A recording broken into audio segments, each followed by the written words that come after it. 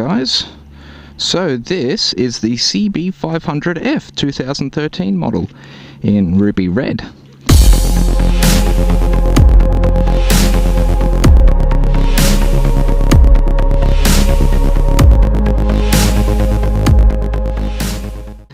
So this is the ABS version. The non-ABS is not available in Australia. I have made quite a few modifications. For starters, aftermarket levers. So these are folding and adjustable. I wasn't too fond of the stock ones. I thought I had to reach out a little bit too much. They're also shorty and long. I prefer to keep them in the long position though. That is a RAM mount as well as a phone holder. Got my bar end mirrors there. Little Batman sticker, hope you like that. Big fan of Batman, love him. My rear sets and pillion sets are powder coated, as you can see there. They are the stock ones. Originally I did have a set of aftermarket race rear sets from Moth Racing, but they didn't suit the riding position of the F. I ended up getting a sore back as a result. You can also see that I've got what do you call it, engine case sliders there. Since frame sliders, I think, didn't really suit this bike, I'm not trying to protect the fairings, I'm trying to protect the engine. Therefore, I'm covering the engine. Oh, g'day. I've also got an Ermax belly pan there, which is only really cosmetic. I really like the look of that, to be honest. I love it. Some little lights I've added just in here. A Empire sticker. I've also, if you notice, the stock wheels are actually black. I have these ones plasti dipped. Now, honestly, I would not recommend plasti dipping because it doesn't last. However, the reason I chose to plasti dip under these circumstances was because I was not sure if I wanted to keep the wheels red or black.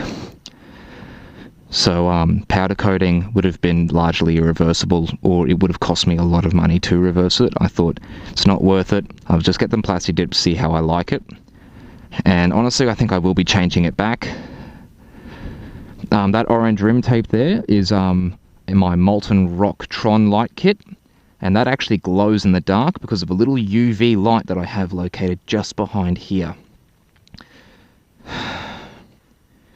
I also have a 45 tooth rear sprocket. That has increased my torque, not substantially, but enough that it is noticeable. I have a speedo healer inside that inside the bike, just to account for the change in gearing and therefore the change on the speedo. I do have an R&G Fender Eliminator Kit. That guy's having a watch here, g'day. Thinks I'm a bit of a weirdo, hey? So, not a Fender Eliminator, I should say, it's a tail tidy.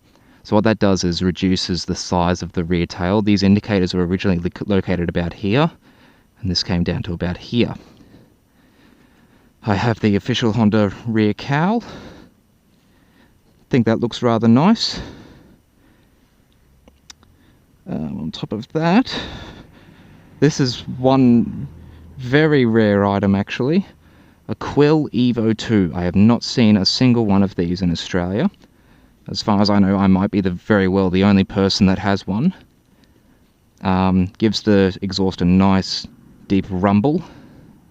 And as you see, that is huge. I think that's about 5 centimeters. Very few exhausts are that large. There's the other end of the engine case slider. Powder coated belly pan as well. My fuck Campbell Newman sticker. That's our Premier, he's a bit of a dickhead. And I suppose one of the last things, this is a front suspension tightener. I can't remember what they call, preload adjuster, that's it, a preload adjuster. And that just tightens up the front. So yeah guys, this is my CB500F. So what do I think about the 2013 Honda CB500F? Well, I'll tell you what, the ABS is certainly very, very good. It's saved me on 2 occasions now when a car, both instances a car jumped out in front of me. Fuel economy is pretty good. I'm quite happy with it. It tends to cost me about $5 to $8 in fuel every week, so the costs aren't huge. It's certainly very smooth, and it accelerates at quite a reasonably good rate. Oh, that's a nice bike. So despite being only a 500cc, or technically a 471cc, this bike is faster than, I would say, roughly 85% of what's on the road. And it was only $8,000 Australian out the door, $7,990 technically. It's I'm really happy with it. I'm really happy I made the purchase. I don't plan on getting rid of this bike for a very long time if I can help it. What I'm thinking of doing is getting a second bike for weekends, maybe a 954RR or a 1000 if I can muster up the cash for it, and then maybe street fightering that. But I'm very happy with the bike. It is very smooth, never misses a beat. Ergonomically very good. I'm not 100% upright. Oh, you're pretty cool, hey. Not 100% upright. Do lean forward slightly, but it's very comfortable. My ass never gets sore. The seat is very plushy, very cushiony, I should say. Plushy is probably not the right word. The levers I didn't like very much, though, I must admit that. I wasn't too fond of them. And the mirrors, the stock mirrors, were honestly quite ugly. But that's stuff that can be easily changed. I'm very happy with the styling. So yeah, that's all from me.